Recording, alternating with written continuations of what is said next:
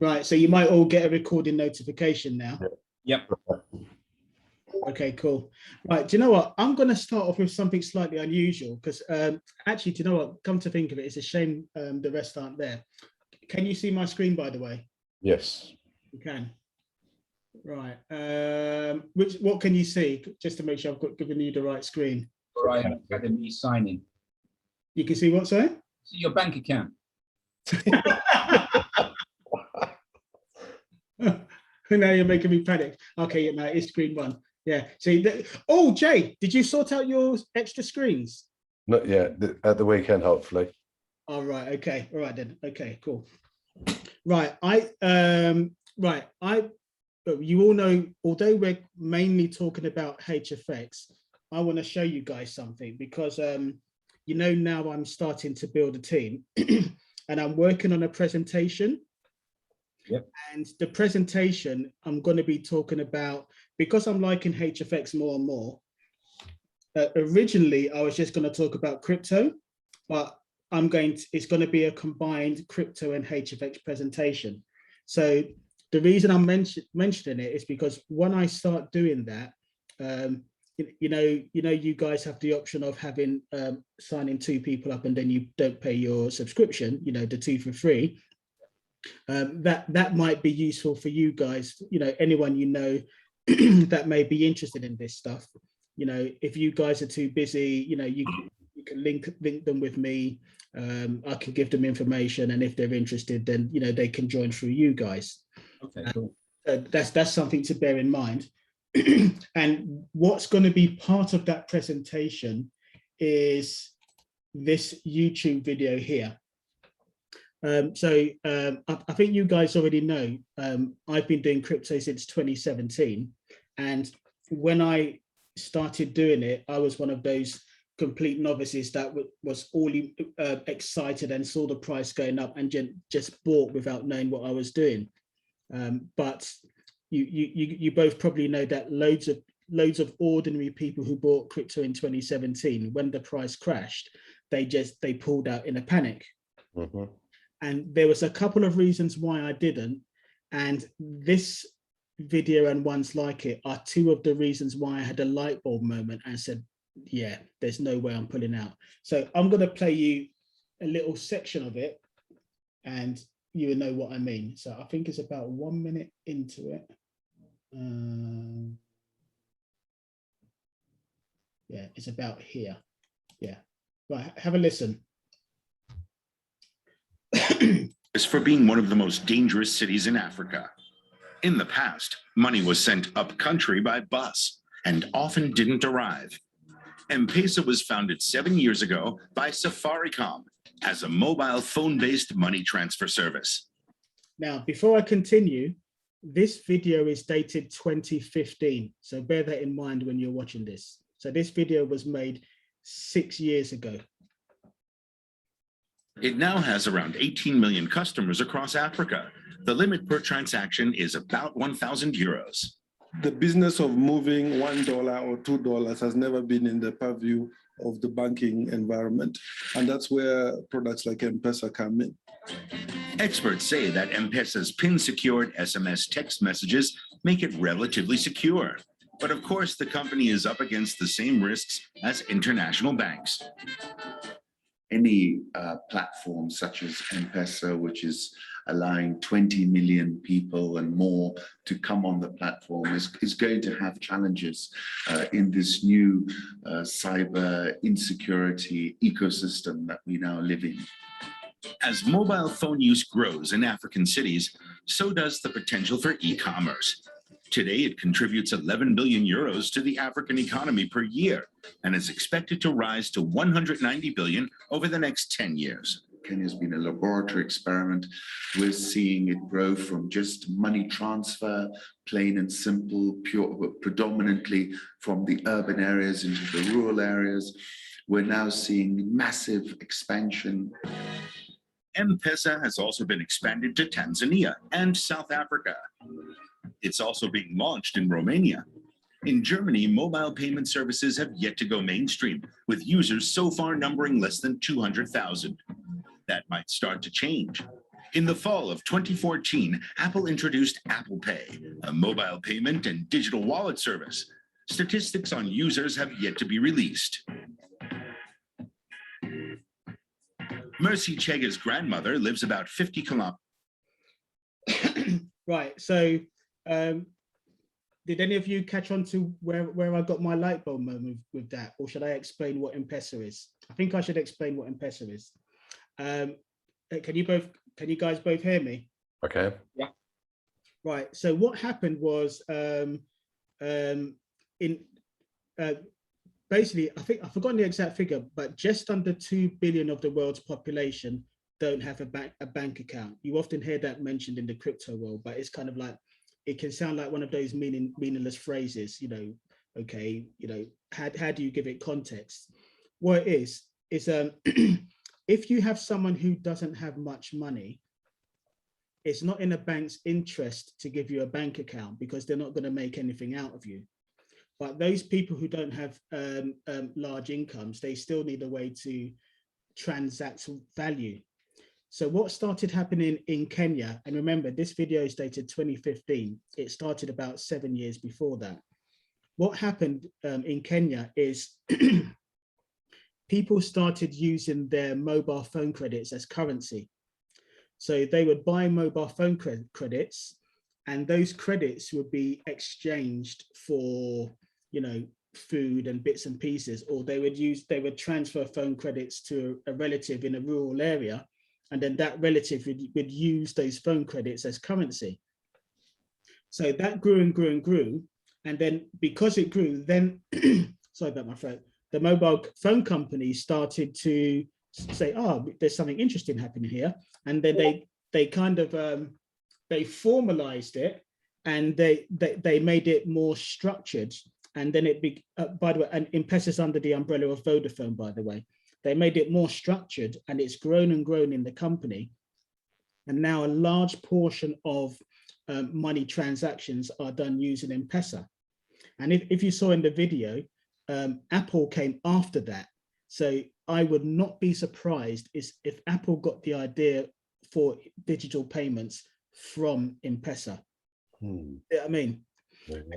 Now, bear in mind the fact, so what I saw is that people find that if there's an avenue, people will find a way. And this is a mobile phone credit system. It's centralized. It's inferior to cryptocurrency. Yeah. So the way that I saw it is that as cryptocurrency matures and people begin to understand it more and it gets easier to use, I saw that, you know, it's going to hit critical mass, and my thinking was and is that actually developing countries will lead the way for the growth of cryptocurrency adoption. I don't think it will be the developed economies. Obviously, they'll be doing a lot, but the appreciation of its value will come from the developing economies. And that's why I stuck with cryptocurrency. It's just when that went off in my head, it's like my head exploded, and I thought, oh my goodness, there's no way this is you know, isn't going to happen one way or another. Anyway, that's my obsession with crypto. You know, so I hope you guys found it interesting, but to me that was like, wow, when I realized that. And you know, it's grown a lot more since then, by the way. It hasn't gone anywhere, it's still growing. Yeah. Right, anyway, separate from that, I did see Jay yesterday. Colin, I was wondering if you've got any questions or thoughts that you want to share of something that we can potentially focus on this evening. No, I don't think I do, actually. Like I said, my focus hasn't really been on the whole HFX for the last few days, to be fair. So yeah, I haven't really got anything. Probably after the weekend, yeah, will be I'll probably have more, because I'm looking to start doing some demo trading over the weekend. Now that I think I'm suitably equipped knowledge-wise, or to a certain level where I can now start to apply some of the learning. Yeah, yeah. And I intend to do that over the weekend. Okay, all right, that's cool. Okay, in that case, maybe I'll keep it a little bit brief. The reason I've got this up here is it's you know, when you guys joined, you both got like an instruction thing of various things to do. These are a couple of them. I wondered, have you guys both done a vision board yet? Oh yeah. Have you done? Oh, nice one. Okay, yeah. Did you do it this time around or last time around, Jay? Last time, still going. Same. Yeah. Oh, cool. What about you, Colin? Yeah. Well, I've done a list of the whys. Is that what you mean, right? Kind of, yes. But also, one of the suggestions that they say is good to have a visual representation of your goals. Oh, right. Okay. On your wall or something like that, because it's like with anything. You know, you can compare it to a gym membership or whatever. It's like when you first join, you're excited, and you know, but then you know, as routine gets in, you can sometimes lose focus of why you're doing something. Okay, maybe I've preempted it already then, because but just by nature they're on my wall. They're my children. Yeah, that's good. Yeah, exactly. And so you could have like pictures of your children on a vision board, you know, so whether it's holidays, houses, finances, family, you know, just to have those images up, it's highly recommended by those more experienced than myself. Makes sense. I actually have it as my desktop background. So I change it when I'm doing a presentation like this, but I have it as my desktop background, the various things that you know, I'm aiming for, because and it's very useful because it's a reminder when you have, you know, we're all going to have tough times and as well as the good times, and you know, it's as Des always says, it's a marathon, not a sprint. Yeah, it can be easy to get discouraged. And the other thing that I would say is that you know, these meetings are good, they're once a week, but you know, you can, you know, contact me, you know, you don't, well, you're doing that anyway, but you know, you can contact me at any point during the week, because I want to be here to help you. And also, it's human nature, if you're not in contact with your team, or you know, those doing the same thing as you, it's easy to drift off and lose focus, and you know, get you know, life gets in the way, and you know, so and it's good for me as well, by the way, because you know, you guys make me accountable. So it's like, you know, so I can't just do nothing, because you know, I'm accountable to you guys as well, you see what I mean? So always feel free to tap into, you know, the stuff that we're doing. I don't know if you saw the link for the video that Jay sent this morning. I watched that today. That was really useful for tips on HFX trading. That was really useful. Is that the Cashtrap video? Yeah. No, I haven't actually seen it, but that's on my to-do list for this evening. That's my midnight reading. Yeah, no, it's pretty good. And you know what? I tell you what, now that as you know, you know, crypto is my first love, but now that I'm treating HFX more seriously, and I'm doing as I'm told, I'm doing the charting on TradingView, and you know, even with the little that I know at this stage, is making so much difference with my trading. You know, it's that, you know, I might have said it last time, it's the confidence to pull the trigger. Because when you're following blindly, or you don't really know what you're doing, even when you have you know, the stuff up and you've got your charts, and you know, there's oh, that's the wrong one. Where is it? Oh no, it's on there already. Yeah, what I did today. Oh no, that's the wrong one. I created a wish list. Where is it? Good. Oh, there it is. Yeah, you see that, because I'm a paid member of TradingView, I've got this one here.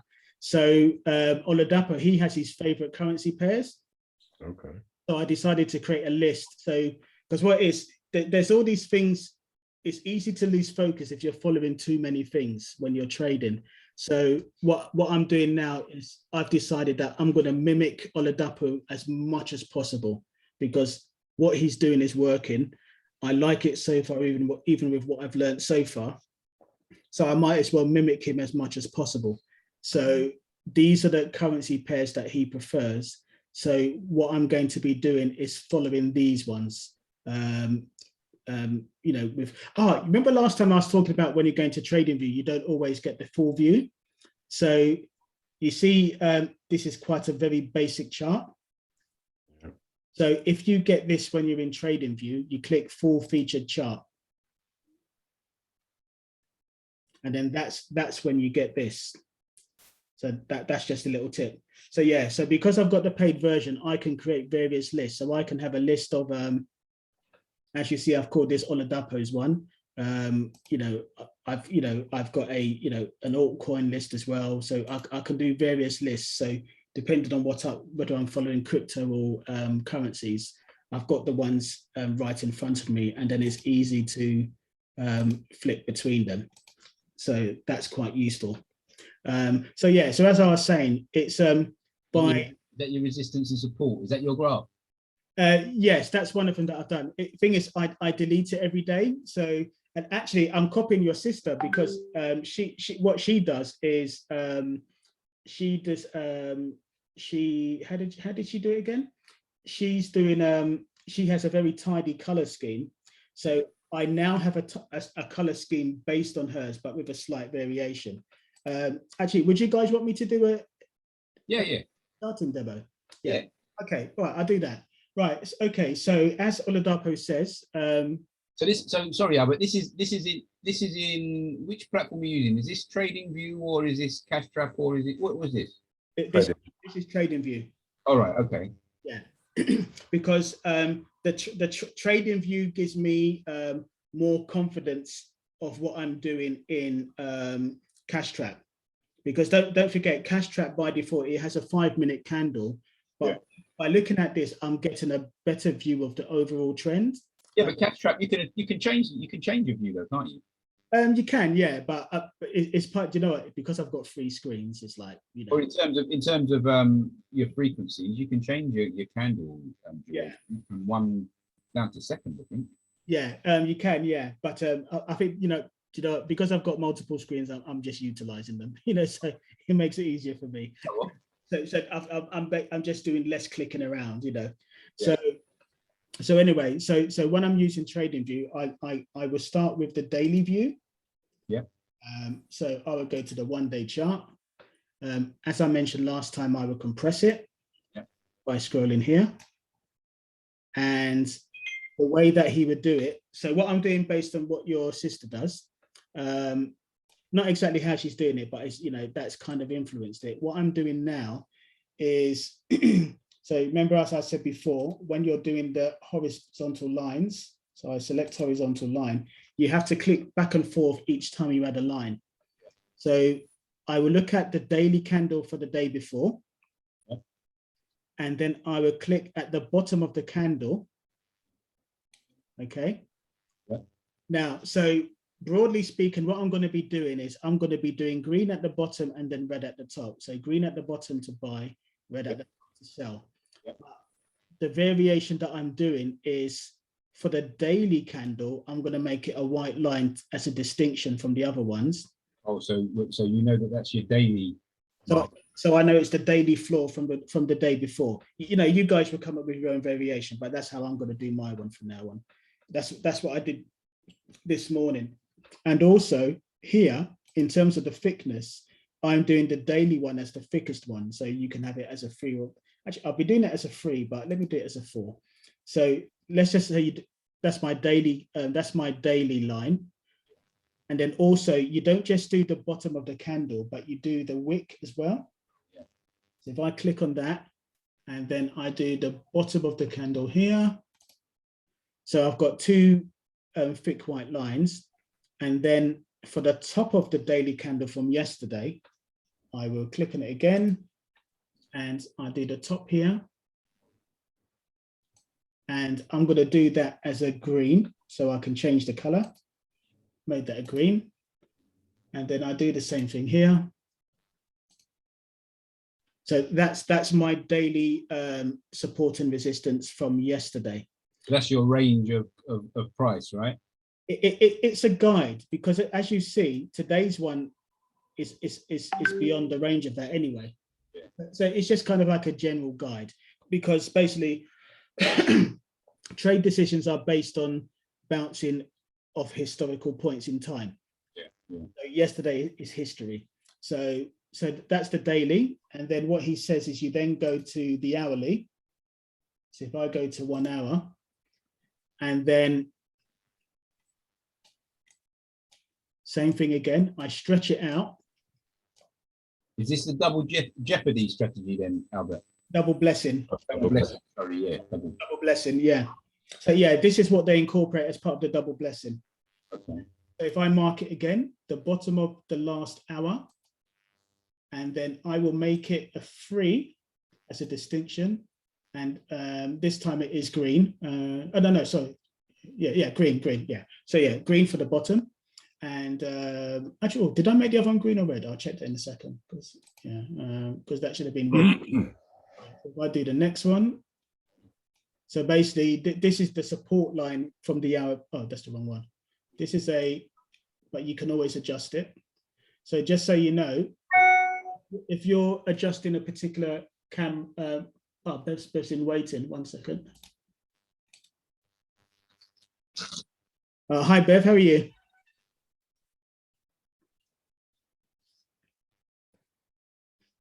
Oh, she's joining still. Okay, right. Okay, so yeah, so I'm doing just for information. If you want to move the position of any of these horizontal lines, you click on it, and whichever one is highlighted, you see you've got the blue circle here, and that shows that you have the ability to move its position. I've got Bev still joining. I think she hasn't clicked on something. Anyway, I'll carry on. Right, okay, so green at the bottom for support, the support line. And then if I click on it again, the top of the candle, and I'll make that red. And then the top of the wick, I'll make that red as well. Let me see what color I did the other one. Oh yeah, this should have been red. Okay, let me just change that. Make that red. Make that red as well. Okay, so once I've done the hourly, I then go down to 15 minutes. Stretch it out. So you always have to stretch it out when you go into a lower time frame because it's all squashed up. So if I look at the 15 minutes, so I'm going to the previous 15 minutes, which is this candle here. So I do green, the cool candle.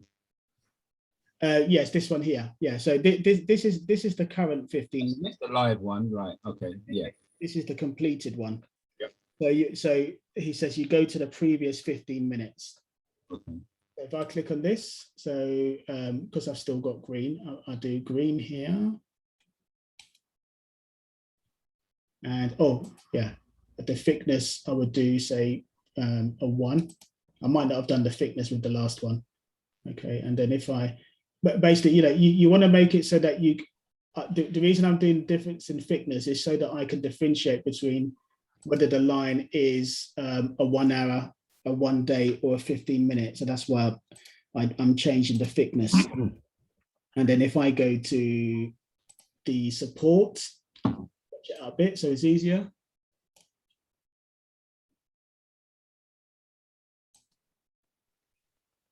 I'll make that green.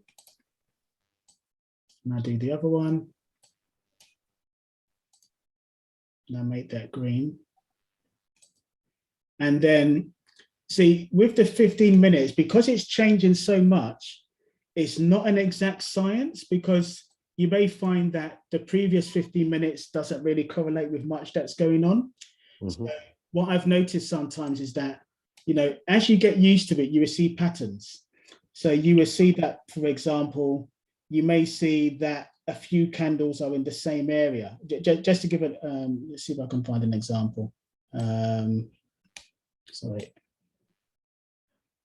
You mean consolidated?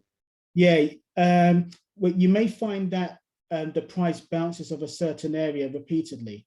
This one's not a really good match, but imagine these were at the same level. you see where the hand is here and here over here. Hmm. Imagine they're the same level, then you could say that there's a little bit of a pattern there where it's bouncing off a particular price. So although it's not of that particular 15 minutes here, because you've seen a pattern there, you might mark that one as an extra support line as well. And then what I noticed today when I was trading is that when I looked at these figures, and then I went back to Hourglass, although not exact, there was a correlation between where these lines are here, because these are also the support and resistance lines, the green being the support lines and the red being the resistance lines. So that's what I meant by giving myself confidence to do, to make decisions with my trading, because when you do the charting, because you've charted it, the act of it gives you a sense of what's going on, and then it makes it easier to get a sense of where things are going here. And one thing that Oladapo said is that he used a really cool analogy yesterday. He said that, if I go back to TradingView, what he said is that, imagine, it's like, the whole point of this strategy is you go into a trade where you think the price is going to reverse. Yeah. So, like that's the whole point of the 4, 5, 6 indicator. This comes up as a sell, because before you get the sell, the price would have been going up. And then when it hits that point, you get the indicator to sell. Yeah. And then you would sell in the hope that it's going to go down. But the other thing, Albert, is if you look at that, just looking at that diagram there, yeah, you can come to that conclusion by looking at the stochastic, right? That all of it is helping you. Going into the you're going up into the overbought state, and then you can see that dipping, which tells you that it's going to then go into a put state, right? And that's all part of the scoring system.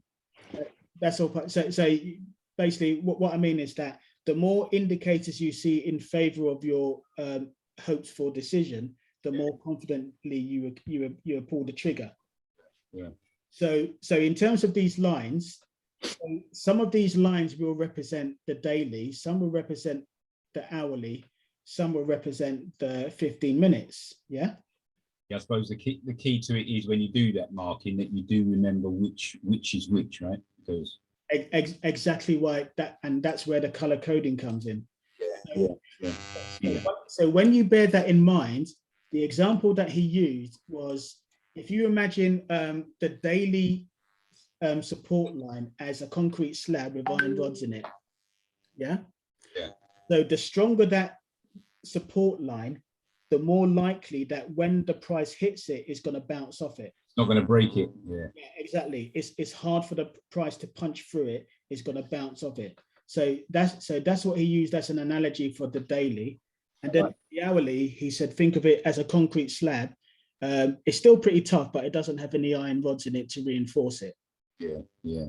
And then he said that the 15 minutes is like a strip of carpet, So if you there's a good chance that it's going to break through. Yeah, there's a bit of resistance, but not that strong. Yeah. So if you use that analogy, when you look at the charting you've done beforehand, and then you look at this, once you familiarize yourself with which is close to the hourly, the daily, or the 15 minutes candle, you can start to predict the I get it. You can start to predict the likelihood of it, the likely direction of travel. Yes, yeah. I like that. So that's one of the things that was giving me confidence today. And I might have made the same decision, but it's the speed and confidence you do it. Is that much more confidence or assertiveness or whatever you want to call it, because when you're not sure, you hesitate. And I think you may have all seen by now, even a fraction of a second's hesitation can make all the difference. So but when you've planned it beforehand by doing the charting, you've got that much more confidence. and you're not just looking for opportunities, you're actually waiting for it to hit there. Yeah.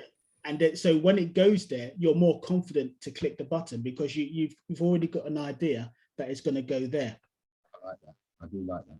Yeah, so that's something to bear in mind. So yeah, so like I said, you know, I'm no expert at this point, but the more I learn from his recorded videos, you know, the more things make sense and the more confidence I have when I'm trading myself. So yeah, I just wanted to share that with you guys. No, that's useful, Albert, because the thing about that, it's not rocket science at all, is it? Yeah, and yeah. Oh, that's perfect. It's not rockets. It's just a question of it's sticking in your brain, and then over time. I was saying to Jay yesterday, it's a bit like when you learn to drive. When you're first learning to drive, you know they do mirror, signal, maneuver, and it's kind of like you take ages before you set off in the car, innit? You don't go anywhere fast. and then once you've learned how to drive, you just do it automatically. You're not even conscious that you're doing it. You just do it. No, I do like that one.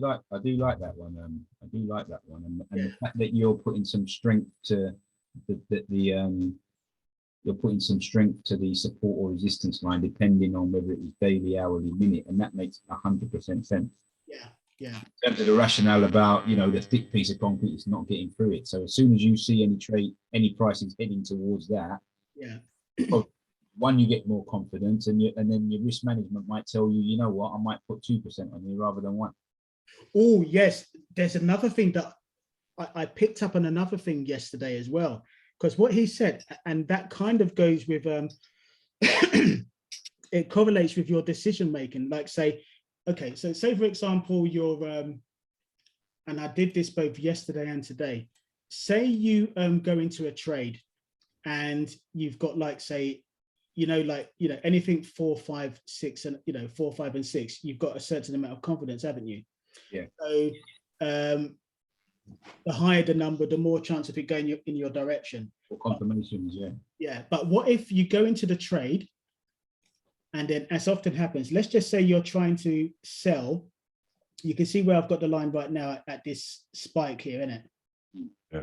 Let's just say you're going in to sell, and you manage to go in at that price, and then you go in, and then the price goes against you. It keeps going up.